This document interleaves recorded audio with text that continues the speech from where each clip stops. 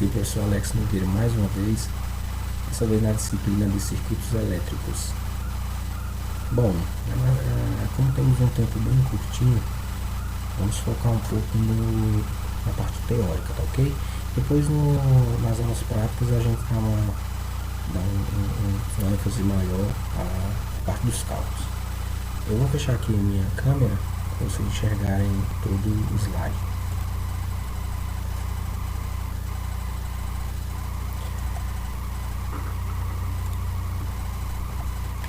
Bom, anteriormente a gente estudou alguns conceitos, né, como a diferença entre condutor isolante, as formas de eletrização, o movimento das cargas no condutor e a causa desse movimento, né, campo elétrico, energia potencial elétrica, e todos aqueles conceitos que a gente viu, a gente vai aperfeiçoar e eles vão servir de base para o nosso estudo agora. Então, o que é uma corrente elétrica? A gente chama de corrente elétrica o movimento ordenado de portadores de carga elétrica. No caso dos elétrons livres, que são para os condutores sólidos, e os cátions e os ânions para os condutores eletrolíticos. Usa-se ainda a expressão corrente elétrica, que vem da antiga concepção de eletricidade como fluido, que supostamente podia ser canalizada por condutores e encanamentos hipotéticos, né? A gente usou bastante exemplos nas nossas aulas, porque tem uma semelhança da água com a corrente canalizada. Embora a analogia entre corrente elétrica e água corrente seja ainda usada para facilitar a compreensão do que a gente entende por corrente elétrica, esses dois fenômenos apresentam uma característica muito diferente. E às vezes essa comparação pode ficar um pouco inadequada para o que a gente vai entender agora. Então, enquanto na água encanada o que se movimenta é o líquido, e todo aquele líquido e todas as partículas daquele líquido eles se movimentam na mesma velocidade, movimentam juntos, né? No mesmo sentido, na corrente elétrica quem se movimenta são os portadores de carga, no caso, agora a gente vê os elétrons livres, os cátions e os ânions, né? E elas são uma pequena parte do que é constituído o condutor, mesmo eles sendo bem numerosos. Então, a ideia a gente vai entender a diferença de corrente elétrica contínua e corrente elétrica alternada. Quando a gente aplica uma diferença de potencial entre os polos de um fio condutor, implica em um campo elétrico nesse condutor. Então, é estabelecido nesse fio uma corrente elétrica. O sentido convencional da corrente elétrica é o mesmo do vetor campo elétrico, mesmo desse campo elétrico que é exercido nesse condutor. Quando o sentido do campo elétrico aplicado permanece sempre o mesmo, os portadores de carga se deslocam em média em um só sentido. Nesse caso, a corrente elétrica é contínua. Esse tipo de corrente é fornecido pelos geradores químicos, que são um bom exemplo são as pilhas e baterias, né? No caso daquele gerador mecânico eletromagnético, que é o dínamo, o alternador, o sentido do vetor campo elétrico entre os seus terminais varia periodicamente, fazendo com que os portadores de carga nos condutores alimentados com esse gerador praticamente não se desloquem, mas oscilem em torno de posições fixas, em um movimento de vai e vem, né?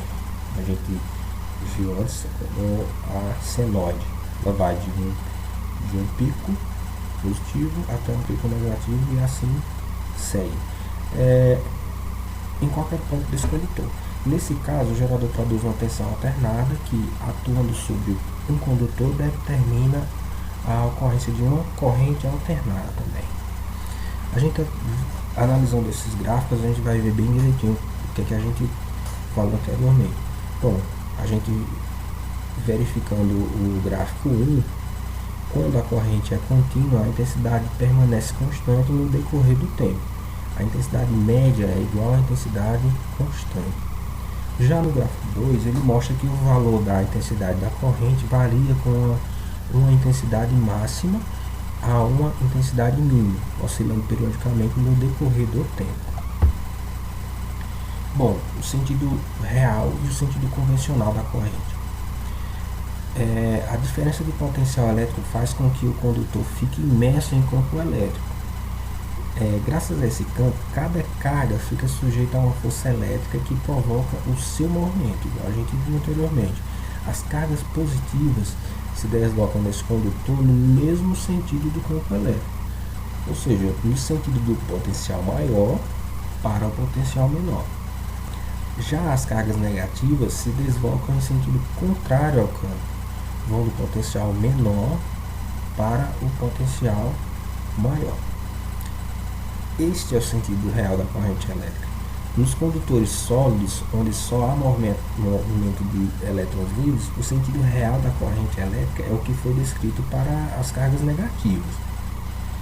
É fácil imaginar essa situação quando se trata de corrente contínua.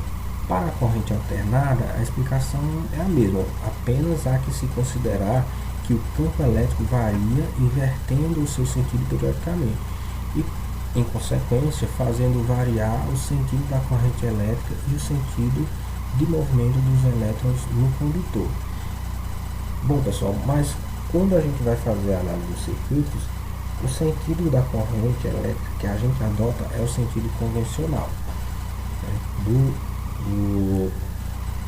polo menor para o polo maior, polo positivo para o polo negativo do gerador. A intensidade da corrente elétrica. Bom, esse fenômeno é associado a uma grandeza escalar chamada intensidade da corrente elétrica. A gente considerando um condutor que percorre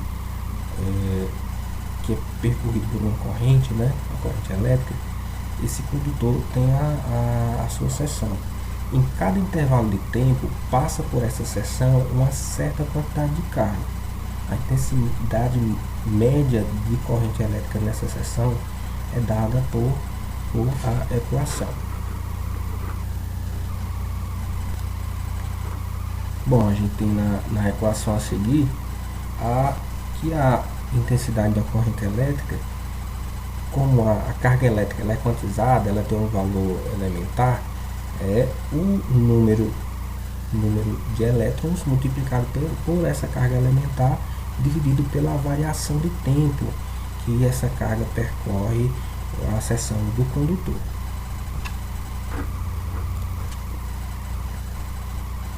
Bom, pessoal, ao passar pela seção do condutor, essa corrente elétrica ela produz efeitos, né? Então, são vários efeitos. Os efeitos produzidos dependem da intensidade da corrente e da natureza do condutor.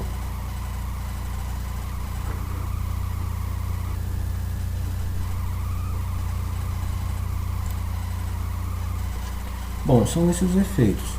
O efeito Joule, o efeito térmico, que ocorre quando a passagem da corrente elétrica oferece um aquecimento do condutor, que é provocado pela colisão dos elétrons livres com os átomos.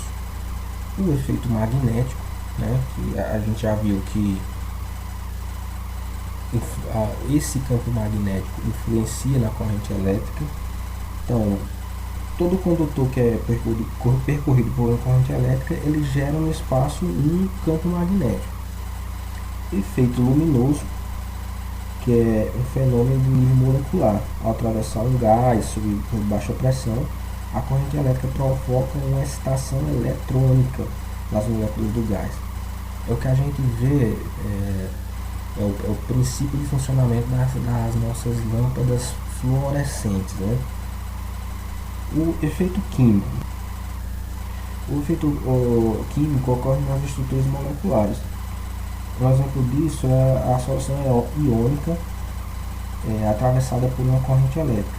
Ocorre a separação dos íons nessa solução. Os cátions e os ânions passam a se deslocar em sentido contrário para os polos negativo e positivo, respectivamente. Esse efeito provoca a eletrólise da água e é aplicado na galvanização de materiais.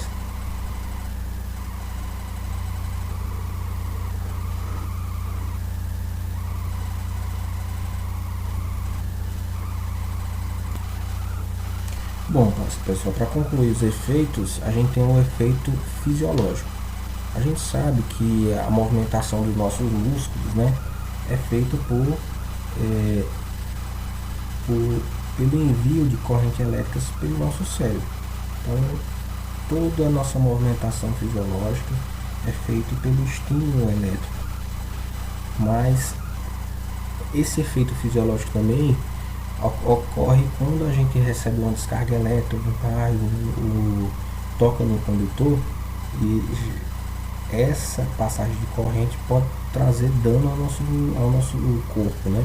Danificando o tecido, danificando vasos, e dependendo da intensidade da corrente pode gerar até a morte, pode levar até a morte.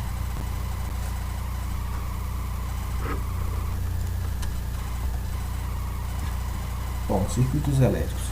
Um circuito elétrico é constituído por dispositivos nos quais é possível estabelecer uma corrente elétrica. Em um circuito elétrico em funcionamento, como existe corrente elétrica e existem diferenças de potencial elétrico, haverá conversão de energia elétrica em outras formas de energia. Para que ocorra um circuito elétrico simples, deve haver pelo menos um gerador, condutores e um receptor ou uma resistência. O gerador é um elemento essencial para o circuito elétrico, pois ele é a fonte da energia elétrica que será convertida em outras formas de energia. Então, se a gente não tem um gerador, não tem uma pilha, não tem um alternador, a gente não consegue fazer, né, exercer a diferença de potencial para movimentar essas cargas elétricas. A gente já citou, então, além dos condutores, apenas 3 elementos no circuito elétrico, mas muitos outros elementos podem constituir um circuito, dependendo de sua finalidade e complexidade. Bom, um dos elementos é o resistor, né? E a gente vai dar prosseguimento com o estudo dos resistores. A causa e a fonte de voltagem no circuito elétrico é o gerador, como a gente citou antes. A intensidade da corrente elétrica não depende apenas da voltagem, mas também da resistência elétrica, a carga, né? A carga que é conectada a esse circuito, que o condutor oferece a passagem de corrente elétrica. Quando uma corrente elétrica passa por um condutor sólido, um número muito grande de elétrons livres se desloca nesse condutor. Os elétrons livres colidem entre si, como a gente viu lá no exemplo anterior, também contra os átomos os átomos que formam esse condutor. Devido a essas colisões, os elétrons livres encontram uma certa dificuldade para se deslocar. Existe uma resistência à passagem da corrente. A grandeza física que mede essa dificuldade ou resistência à passagem da corrente elétrica é chamada de resistência elétrica. A resistência elétrica de um condutor depende da sua espessura, do seu comprimento e da condutividade elétrica do material. Define-se a resistência elétrica de um condutor pela razão da equação. A resistência é a diferença de potencial pela corrente elétrica, né, pela intensidade de corrente elétrica que atravessa o condutor. Bom, pessoal, qual a função do resistor? Em um circuito elétrico, a finalidade dos resistores é limitar a intensidade da corrente elétrica. Limitar a intensidade da corrente elétrica. Bom, pessoal, daí só reiniciando esse slide. Bom, e qual a função dessa resistência? Qual a função dos resistores no circuito? No circuito elétrico, a função dos resistores é limitar a intensidade da corrente elétrica. Essa limitação se dá devido à dissipação de energia elétrica em forma de calor. Mas os resistores em geral não são dispositivos destinados à geração de calor. Pelo contrário, o calor nele gerado é um complicador, pois altera o seu valor nominal. podendo prejudicar outros componentes próximos. Além disso, apresenta energia não aproveitada. Para evitar a danificação de componentes, a região onde estão localizados os resistores costuma ter dissipadores de calor. Depois, quando a gente conseguir verificar alguma placa de circuito, a gente verifica que onde tem a intensidade de calor nos resistores ou alguns outros componentes, tem aquele dissipador com algumas ranhuras, que é para que o ar ele ajude a dissipar esse calor. Ao assistir a um programa de televisão, por exemplo, observamos que um pequeno e inevitável aquecimento na parte de trás do aparelho TV. Essa energia dissipada sob forma de calor não é necessária, está sendo perdida, é um desperdício, né? O mesmo acontece com vários outros equipamentos elétricos. A tecnologia atual ainda não conseguiu resolver totalmente esse tipo de problema. Bom, o estudo dos geradores, as fontes de voltagem. As cargas fluem somente quando são empurradas, né, ou impelidas. Uma corrente sustentada requer um dispositivo de bombeamento. Uma analogia, né, ao fluxo de água. Então, ele requer um dispositivo de bombeamento adequado para fornecer uma diferença de potencial elétrico, uma voltagem. Se carregarmos duas esferas condutoras, uma positivamente e outra negativamente, podemos obter uma grande voltagem entre as esferas. Esta, entretanto, não pode ser uma boa fonte de voltagem, pois quando as esferas são conectadas por meio de um condutor, os potenciais acabam se igualando após um breve fluxo de carga.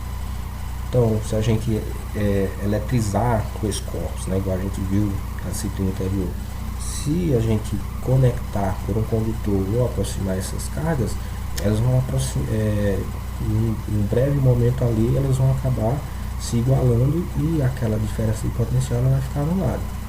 Os geradores elétricos e baterias químicas, por outro lado, são fontes de energia em circuitos elétricos e são capazes de sustentar um fluxo constante de carga.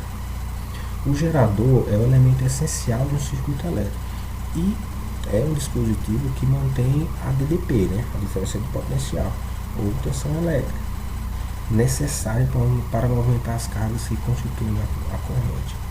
A função do gerador é repor essa energia. Quando a corrente atravessa, quando as cargas percorrem o circuito, né, para que essas possam depois circular novamente no circuito externo. A relação entre o trabalho realizado e a carga elétrica define uma grandeza característica do gerador, chamada força eletromotriz.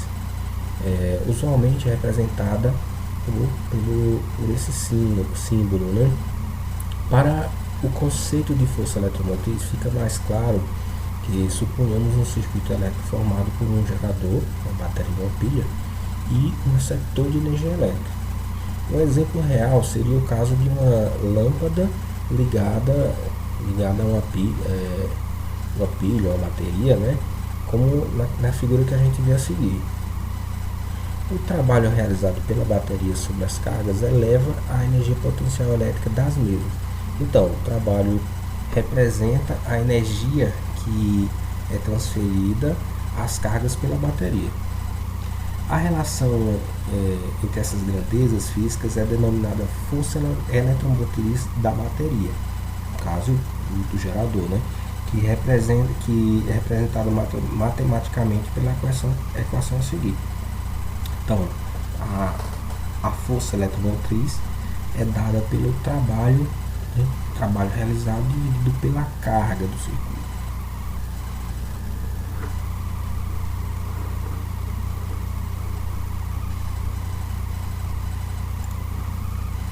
Bom, pessoal, o estudo dos receptores. A gente viu que os geradores eles têm a finalidade de exercer uma tensão, né, uma DDP, para forçar o fluxo do elétron, fornecer a energia elétrica. Os resistores eles recebem essa energia e eles transformam em energia térmica. No caso dos receptores, eles recebem essa energia elétrica do circuito e transformam essa energia elétrica em outra modalidade de energia, não exclusivamente térmica, né? Pode ser a energia cinética, pode transformar essa energia em movimento. O motor elétrico é um bom exemplo de receptor. Ao passar através do motor, as cargas perdem energia elétrica, que se transformam em energia mecânica. A bateria, a batedeira, o liquidificador, a furadeira, a máquina de cortar grama, o ventilador, entre os outros aparelhos que a gente usa no dia a dia, podem ser considerados receptores.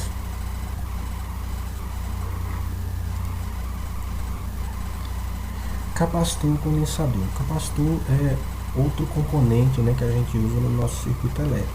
Um capacitor ou condensador é um dispositivo muito usado em circuitos elétricos que tem a função de armazenar carga e, portanto, ele armazena energia elétrica. O condensador é constituído por dois condutores separados por um isolante. Os condutores são chamados armaduras ou placas do capacitor e são carregados, um positivamente e o outro negativamente. O isolante é chamado de dielétrico do capacitor. O dielétrico pode ser o próprio ar, o vidro, parafina, mica ou algum outro isolante, o próprio papel. O nome do capacitor é dado de acordo com a forma de suas armaduras. Existe o capacitor plano, o capacitor cilíndrico, o capacitor esférico, dependendo do jeito que é feito sua armadura e recepcionando. Independente do tipo, o capacitor é sempre representado pelo símbolo abaixo. A gente pode até confundir um pouco com o símbolo do gerador. Mas vejam que as duas barras elas são de mesmo tamanho. No caso do gerador, o polo negativo, a barrinha é menor, e o polo positivo, a barrinha é maior. A quantidade de carga adquirida pelo capacitor depende da DDP do gerador. A relação entre a carga armazenada e a DDP, né, do gerador, é uma constante característica do capacitor, que é chamada de capacitância. Então, a capacitância ela é a carga armazenada pela diferença de potencial do circuito. Bom, o capacitor ele armazena energia. Quando o capacitor é ligado aos terminais de um gerador, esse fornece carga ao capacitor. As cargas ficam armazenadas nas armaduras do capacitor. Entre as armaduras carregadas existe a voltagem. Se as armaduras forem ligadas através de um condutor, o capacitor vai se descarregar. Nesta descarga, a manifestação de energia através de calor, luz e som, né? Dependendo, se conectarmos diretamente os cabos, ele vai gerar uma faísca. Essa energia que é fornecida pelo gerador fica armazenada no capacitor e é liberada quando o capacitor se descarrega. A expressão da energia potencial armazenada pelo capacitor é a energia potencial, né, pela equação que a gente vê, 1 sobre 1/2 da carga vezes a diferença de potencial. A partir da diferença de capacidade, onde